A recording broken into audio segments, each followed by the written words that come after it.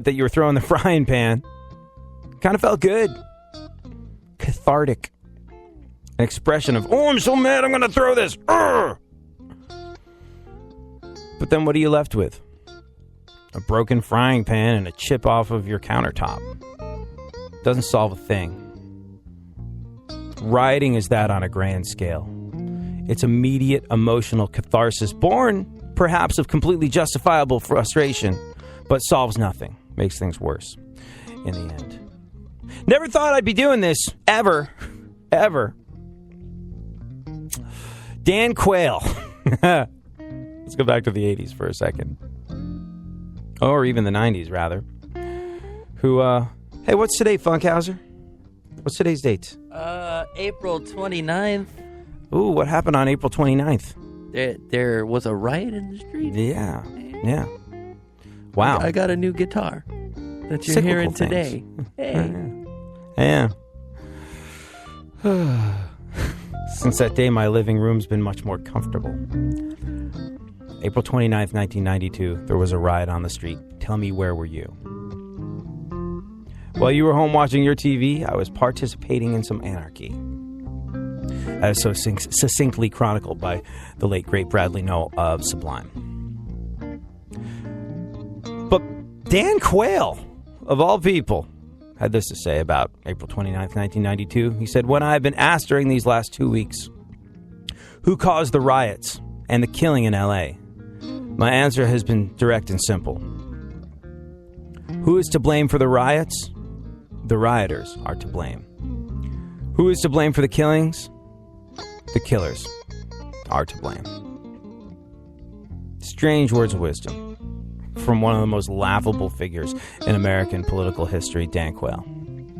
All right, then, Funkhouser, let's get into the news, shall we? We'll talk a little bit about the further-reaching ramifications of the riots in Baltimore in just a little bit, like the fact that the Orioles will play a game today in an empty stadium. That will be something to behold. That's a game I'll tune in and watch. It's got to be eerie as hell when that happens. What's going on in the world? Boy, that monologue had a soundtrack, didn't it? It did, yeah. You found some new beds. Nice and comfortable. Yeah. That was fluffy, wasn't it? Yeah. What do you I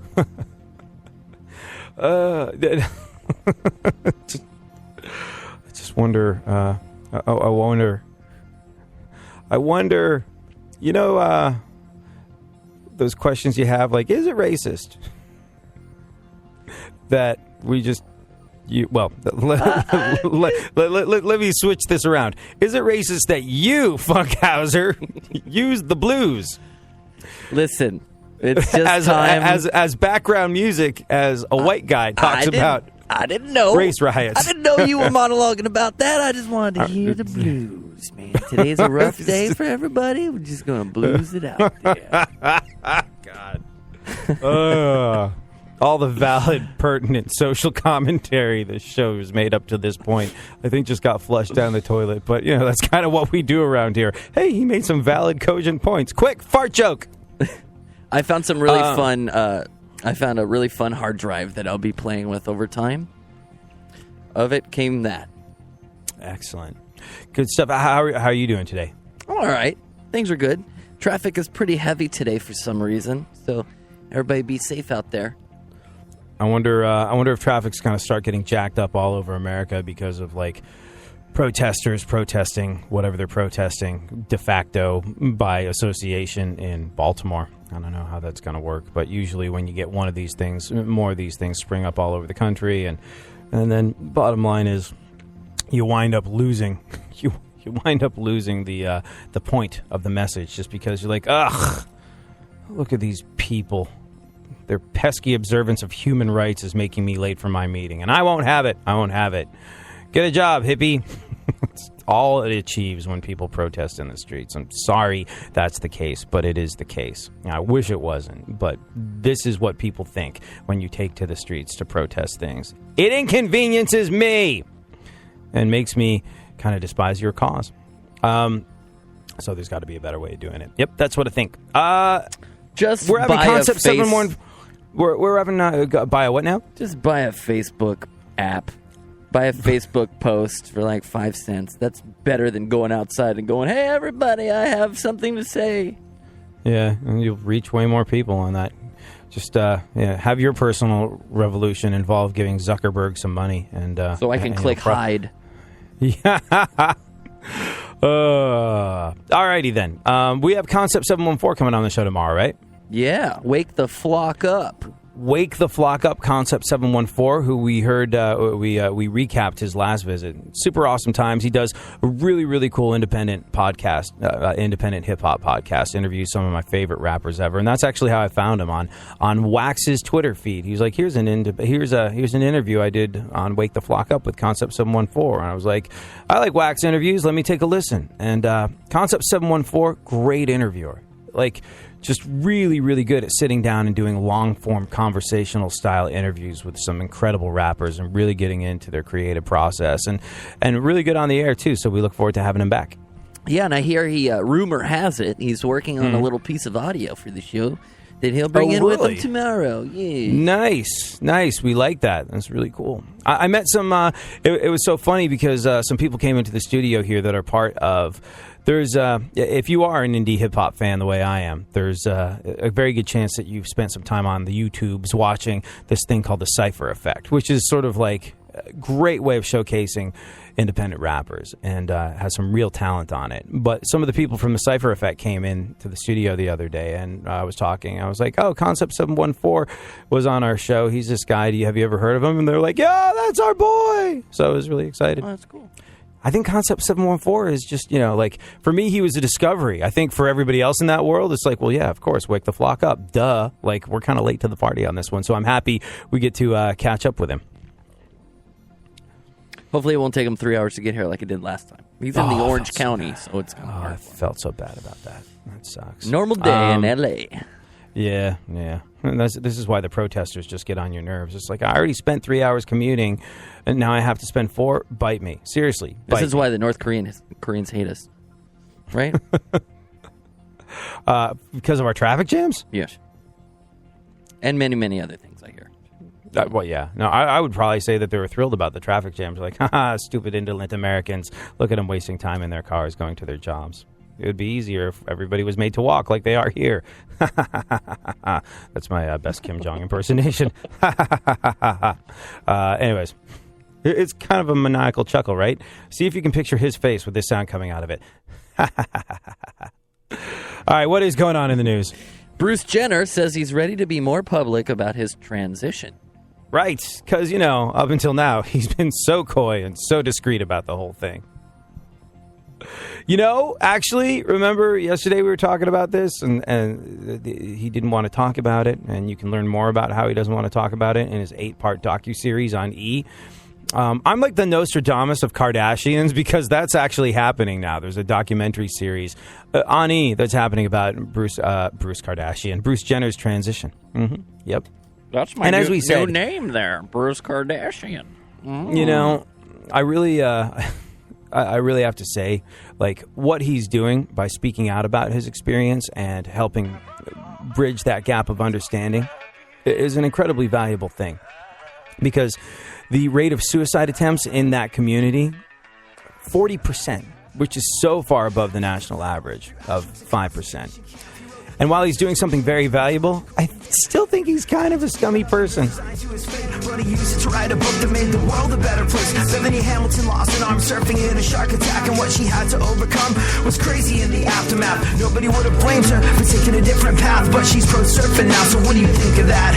Helen Keller was an animal caged by being blind, deaf, and mute, but a teacher and soul that never gave up on the truth. That what people say is impossible is just their own perception. Taught Helen how to speak and gave her life its direction. And if a woman can go from being considered to be legally an animal to a college grad activist, symbol of what's possible, don't you think it's true that you might have more to you than whatever people told you you're not smart or strong enough to do? You're giving up on ever being any better than this. You're giving up on the idea that even more exists. Giving up, nothing on earth will end you faster, cause when you lose hope, that's a real disaster. Giving up on ever being any better than this. You're giving up on the idea that even more exists.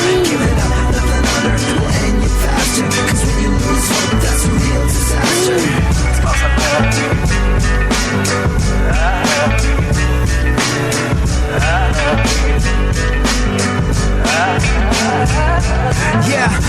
many people you see giving up, cause it's easy to face giving up, to not living up to all the things that you had said you wanted to be, when running away from challenge seems to be so much more easy. Cause man's search for meaning means disbelieving, means not perceiving you're less of being, and you got something to offer that no one can take away. It means not accepting what life hands you every single day, and every way you write a story that just belongs to you. So when asked to write your own story, what you gonna do? When asked to write your own story, what you gonna do? When asked to write your own story, what you gonna do? When asked to write your own story, what you gonna do? When asked to write your own story, what you gonna do? Catch somebody and be right. Catch somebody and be right. For now. You're giving up on ever being any better than this. You're giving up on the idea that even more exists. Giving up, nothing on earth will end you faster. Cause when you lose hope, that's a real disaster. Giving up on never being any better than this. You're giving up on the idea that even more exists. Giving up, nothing on earth will end you faster. Cause when you lose hope, that's a real disaster. It's cause I'm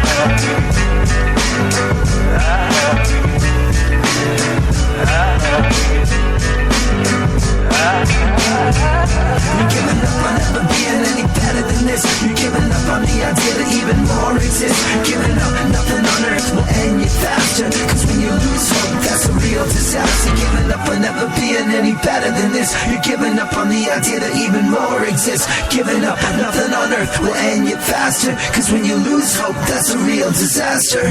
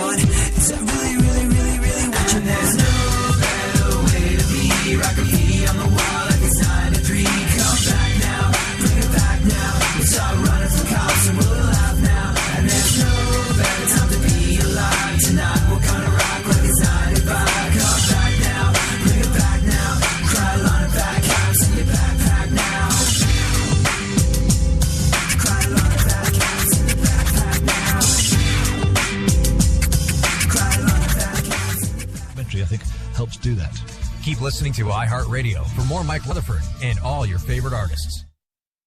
Go ahead, favorite the show, and enjoy AD on the go. iHeartRadio presents AD. Alrighty then. We're going to get into some of the ramifications of the rioting in Baltimore. I think the most notable thing that has happened from a historical perspective, I mean, sadly, the kind of death and destruction that goes with rioting, we're all too familiar with that. But from a historical perspective, one of the most interesting things that's going on in Baltimore is the fact that there's going to be a game played tonight by the Baltimore Orioles to an empty stadium. Because the game must go on, but they just can't have a stadium full of people wandering the streets before and after the game or inside the stadium. So that'll be an interesting and eerie one to watch on the old television set.